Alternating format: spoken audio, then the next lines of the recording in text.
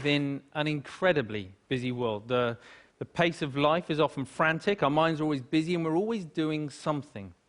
So with that in mind, I'd like you just to take a moment to think, when did you last take any time to do nothing?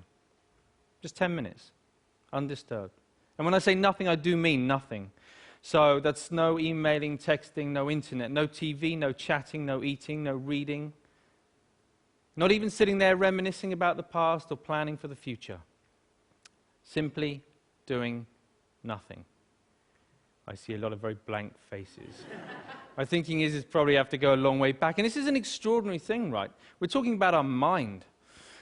The mind, our most valuable and precious resource through which we experience every single moment of our life. The mind that we rely upon to be happy, content, emotionally stable as individuals, and at the same time to be kind and thoughtful and considerate in our relationships with others. This is the same mind that we depend upon to be focused, creative, spontaneous, and to perform at our very best in everything that we do. And yet, we don't take any time out to look after it. In fact, we spend more time looking after our cars, our clothes, and our hair than we... Okay, maybe not our hair, but you see where I'm going. The result, of course, is that we get stressed.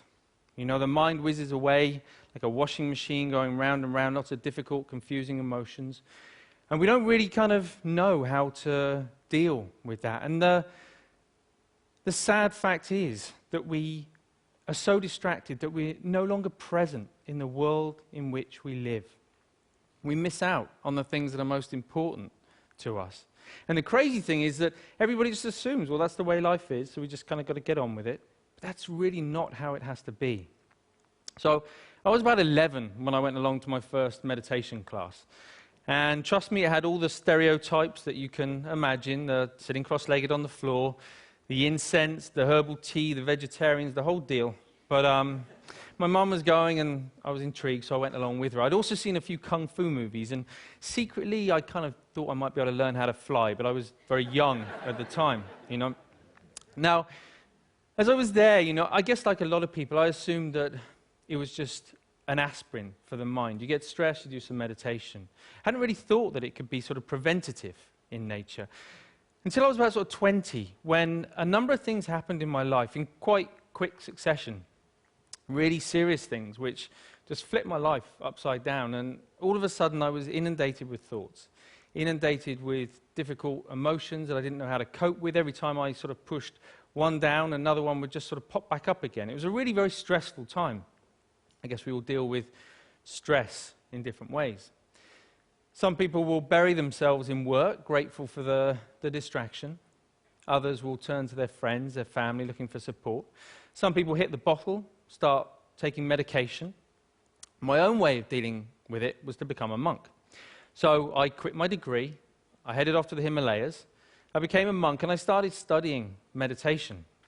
People often ask me, you know, what I learned from that time. Well, obviously it changed things, you know. Let's face it, becoming a celibate monk is going to change a number of things. But it was more than that.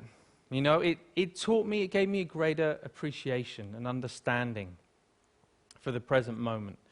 By that, I mean not being lost in thought, not being distracted, not being overwhelmed by difficult emotions, but instead learning how to be in the here and now, how to be mindful, how to be present. I think the present moment is so underrated. It sounds so ordinary, and yet we spend so little time in the present moment that it's anything but ordinary. There was a research paper that came out of Harvard just recently that said on average our minds are lost in thought almost 47% of the time. 47%.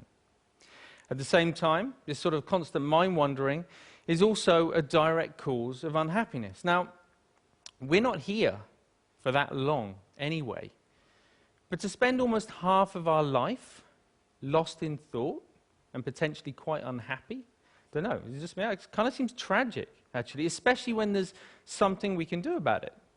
When there's a positive, practical, achievable, scientifically proven technique which allows our mind to be more healthy, to be more mindful, and less distracted. And the beauty of it is that even though it kind of need only take about 10 minutes a day, it impacts our entire life. But we need to know how to do it. We need an exercise, we need a framework to learn how to be more mindful. That's essentially what meditation is. It's familiarizing ourselves with the present moment. But we also need to know how to approach it in the right way to get the best from it. And that's what these are for, in case you've been wondering. Because most people assume that meditation is all about sort of stopping thoughts, getting rid of emotions, somehow controlling the mind. But actually it's quite different from that. It's more about sort of stepping back, sort of seeing the thought clearly, witnessing it coming and going, emotions coming and going without judgment, but with a relaxed, focused mind. So for example, right now, if I focus too much on the balls, then there's no way that I can relax and talk to you at the same time. Equally, if I relax too much talking to you, then there's no way I can focus on the balls. I'm going to drop them. Now in life and in meditation, there'll be times when the focus becomes a little bit too intense and life starts to feel a bit like this. It's a very uncomfortable way to live life when we get this tight and stressed. At other times, we might take our foot off the gas a little bit too much and things just become a little bit like this. And of course, in meditation, we can end up falling asleep. So we're looking for a balance of focused relaxation where we can allow thoughts to come and go without all the usual involvement. Now, what usually happens when we're learning to be mindful is that we get distracted by a thought. Let's say this is an anxious thought. So everything's going fine, and then we see the anxious thought, and it's like, oh, didn't realize I was worried about that. You go back to it, repeat it. Oh, I am worried. Oh, I really am worried. Wow, there's so much anxiety. And before we know it, right, we're anxious about feeling anxious. You know, this is crazy. We do this all the time, even on an everyday kind of level. If you think about the last time, I don't know, you had a wobbly tooth. You know it's wobbly, and you know that it hurts. But what do you do every 20, 30 seconds? I don't know. I don't know. It does hurt. And we reinforce the storyline, right? And we just keep telling ourselves. And we do it all the time. And it's only in learning to watch the mind in this way that we can start to let go of those storylines and patterns of mind. But when you sit down and you watch the mind in this way, you might see many different patterns. You might find a mind that's really sort of restless and the whole time. You know, don't be surprised if you feel a bit agitated in your body when you sit down to do nothing and your mind feels like that. You might find a mind that's very sort of dull and boring and it's just almost mechanical. It just sort of seems to, it's as if you're just sort of getting up, going to work, eat, sleep, get up. Or it might just be that one little nagging thought that just goes round and round and round to your mind. Whatever it is, meditation offers the opportunity, the potential to step back and to get a different perspective, to see that things aren't always as they appear.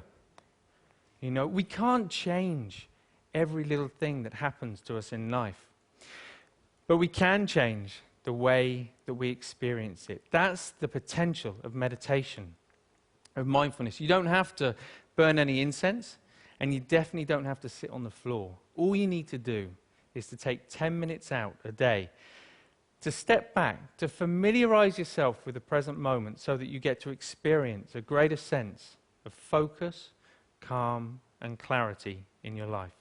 Thank you very much. Thank you.